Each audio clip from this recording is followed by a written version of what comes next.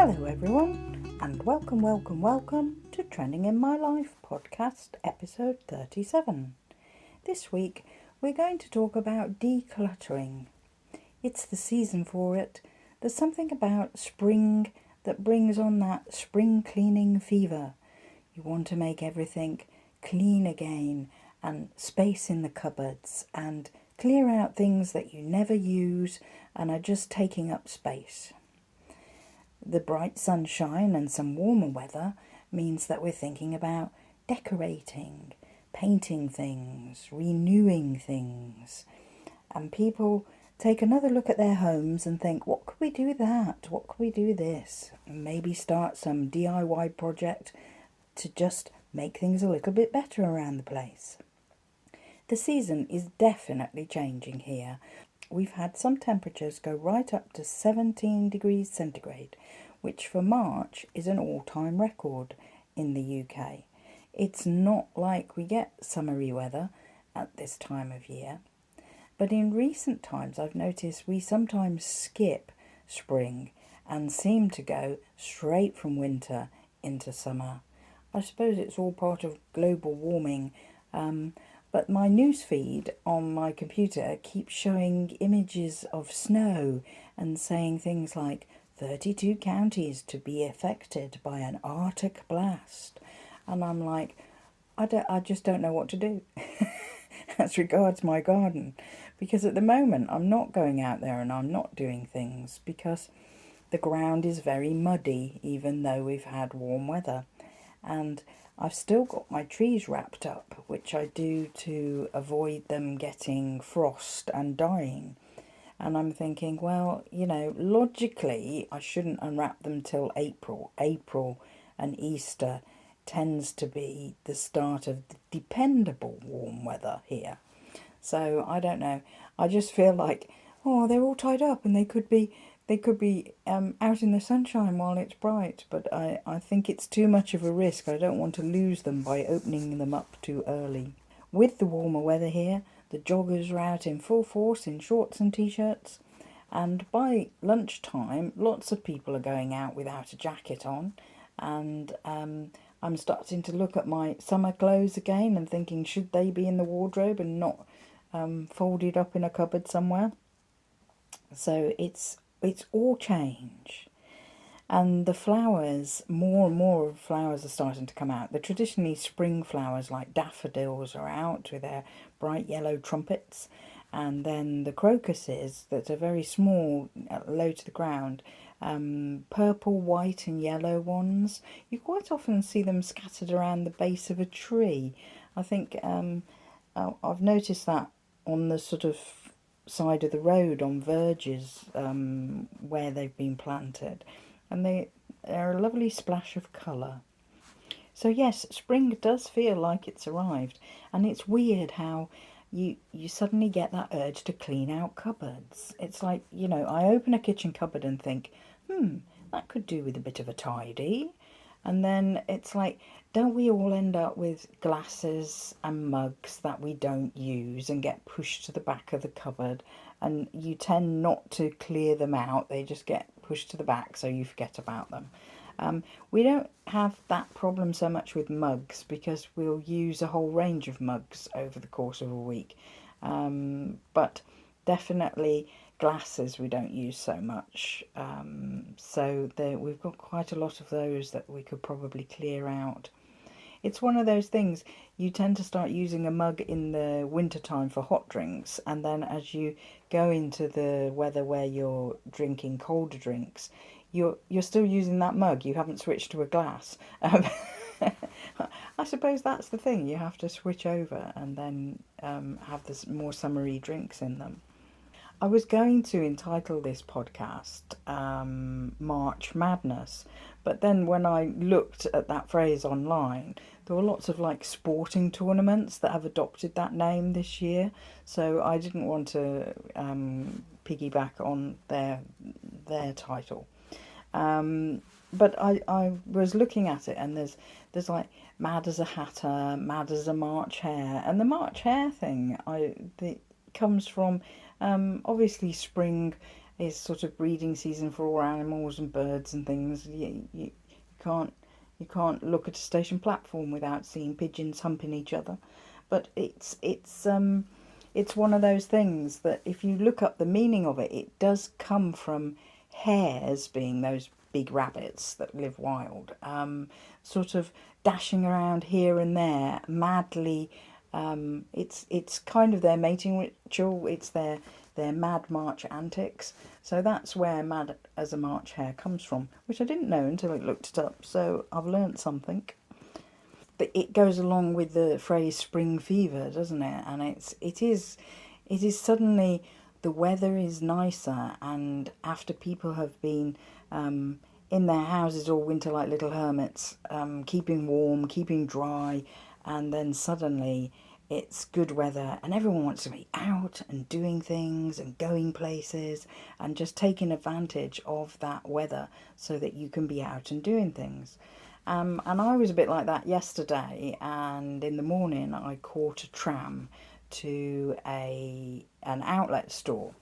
I've been trying to get a pair of trainers, or in some countries these are called sneakers, for it was back in November I first went to this outlet store and I looked for some and I just couldn't find anything. And this is because as an outlet store they have a limited range of sizes and styles and things, and in November they had all the summery trainers, which I clearly wasn't going to buy in November. But now the weather is nicer, that fitted in with what I was looking for, and I've continued to wear the other pair. I was really lucky. I found a pair that was a colour I liked and also my size. And when I got to pay at the checkout, they had a special deal, 30% off for the day. So I got more money off, which was really good. I went years and years and years in my life only buying trainers which cost about £10. In fact, some of them only cost £5. They would only last me 3 months at the most, and then the soles would be falling off, or there'd be a hole starting in the seam on the stitching and stuff like that. And my son has nagged me for years and years and years, just go and buy a branded pair, pay that much more for it, because in the long run you keep buying and buying and buying these. If you buy a branded pair, then they will last you a lot longer. And he bought me a pair because I was still begrudgingly going, oh, it's too much money. He bought me a pair for my birthday, and it was 2 years ago. And these are the ones that I'm replacing now. So I thought he was proved right. I just begrudged paying out the money in the first place. But going to the outlet store and then getting another 30% off, I got a good deal anyway, so I was okay about it. And I do like them to be lightweight even in the winter time, because I do such a lot of walking and lots of steps upstairs and stuff like that. I like them to be lightweight. So yeah, so back to the decluttering thing. I mean, it's a very positive thing, but also sort of therapeutic. That there's something about doing lots of cleaning out of cupboards that when you look at it, when you've tidied it out, when you've taken out stuff that you're going to dispose of, that it makes you feel good. It's almost like a fresh coat of paint for your cupboards. I mean, without painting them. That's not what I mean. I mean that they feel fresh and clean and new. The first one that I need to do is we have a cupboard, or part of it, which we use for towels and sheets and stuff. And whilst the towels are in regular use, so they're at the front, the stuff at the back, I mean, there are sheets that we never use now, and like I don't think we even have the right size bed for them, stuff like that. And it's like you just keep them and think, well, oh, they might come in handy and stuff, but they don't. You just ended up keeping things. And you can. It's therapeutic because you can put them in a bag and you can take them to a thrift store or a charity store. So you're passing it on. Someone else can have it. Someone else can use it. It'll have a life in another home, and still get used. So that's a very positive thing as well. I mean, obviously there is some things that you can't do that with that will go in the trash. But I mean, these days, because we recycle all the paper and the cardboard, part of that gets done that way. There are two very high cupboards in my bedroom, and when we moved into this house, we put stuff in there, and I've occasionally moved things around in them, but I have no idea what's in the boxes and backs of those cupboards. And I must do that one weekend because I have to get up a step ladder to get them down, and they're quite heavy as well. So yeah, I think it would be a fun thing to do to actually clear those out. There's probably things in there that I haven't seen for, well, we've been in this house 3 years, so probably things that have been in there for 3 years. And it would be an interesting thing to do. Always in this country, at Easter, on Good Friday and Easter Monday, those are national holidays, so it's a 4-day weekend for a lot of people. I mean, don't get me wrong, stores are still open, and it's a big tourist starting point for a lot of towns and cities around the UK. So all the attractions and things like that, they will have staff working over that time. But there used to be a thing where if you worked on what we call a bank holiday, because the banks are closed, then you would get like 1.5 times pay or double pay because it's a bank holiday. I don't know whether that still works now because I've never been in that situation. I just love the fact that I've got some time off. So, but people quite often take the Monday, Tuesday, Wednesday, Thursday before Good Friday as holiday days from work, and they book those vacation days, or they do from the bank holiday Monday, and they do Tuesday, Wednesday, Thursday, Friday, because by booking 4 days vacation, you get sort of a whole week and 2 weekends off. And if you book both sides, if you booked 8 days vacation, you would have those 2 weeks off plus the 2 weekends at the side, and yeah, it'd be a really nice long break. The problem people find is it's also a holiday for schools, and it's the first time that families will go away on holiday. So it's quite a busy time at airports and train stations and stuff like that, with people travelling a lot. And it's difficult for people to book hotels or caravans or wherever they're going. So yeah, it's a very positive time of the year, spring. Yeah, so I recommend the decluttering thing. There's there's certainly a bit of painting that I need to organise around the place. Some bits that need touching up. I think that's the same in everybody's home. You bring in a whole load of shopping or something, and you rub it against a wall, and there's a mark and stuff like that. Or there's our doorstep tends to need doing every year, and our gate tends to need doing every year and a half. I think sometimes I end up painting that in the summertime. This is a house where we've not had a window cleaner. Usually, you get a window cleaner that goes along the street and knocks on the door and says, "Do you want your windows cleaned? And this is how much it will be." And they clean your windows for a price. The problem with our house here is there's no access to the back from the front. Sometimes houses here have like little alleyways, little passages that go from the street at the front to the street at the back.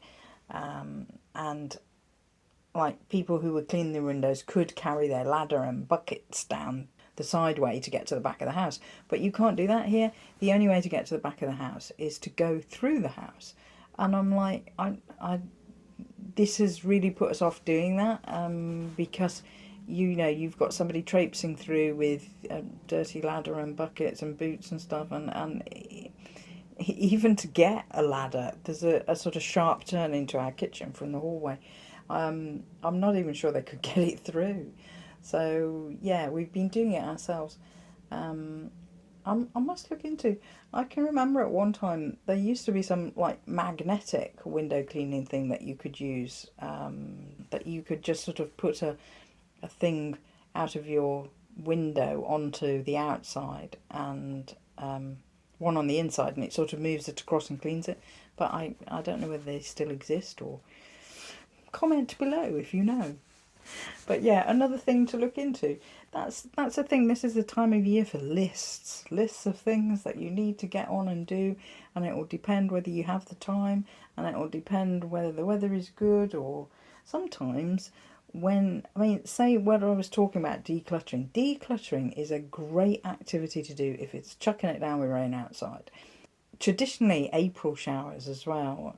So we're not quite into the month that is more rainy than anything else.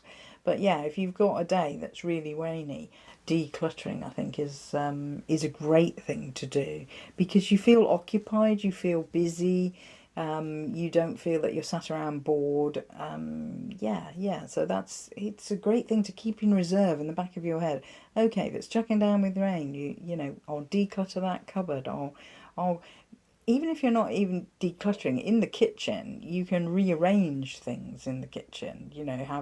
Have your plates on a different side and your cups on a different shelf, and like store cupboard foods. If you've got all your baking things in one place and all your cans or your tins in one place, things like that. So yeah, it's a good thing, very therapeutic. I also think that things like decluttering are good to get you out of a work mindset. If you've been very stressed at work and you can't switch off, you feel you're still hammering away at a problem in your head, taking time out to do something like decluttering is it takes you out of your mindset. It takes you away from it, and before you know it, you've got a pile behind you of things to take to the thrift store and things to put in a different cupboard, or keep, or go in your paper recyclables, and because you're doing that, you've completely forgotten about work, and you feel